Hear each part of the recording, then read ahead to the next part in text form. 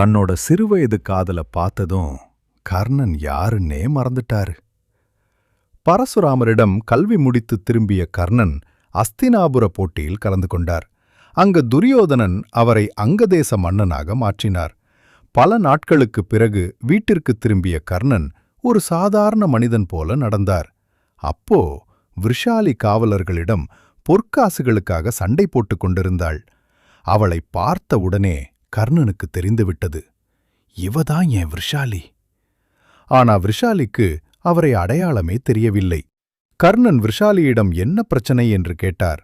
அதற்கு விருஷாலி, என் தந்தை ஒரு போர்ப்படை வீரர், அவர் இறந்ததற்கான பொற்காசுகளை தரமறுக்கிறார்கள் என்றாள்.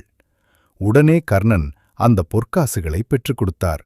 அந்த ஒரு சந்திப்புக்குப் பிறகு கர்ணனின் மனசுல விருஷாலி மட்டும்தான் இருந்தாள்.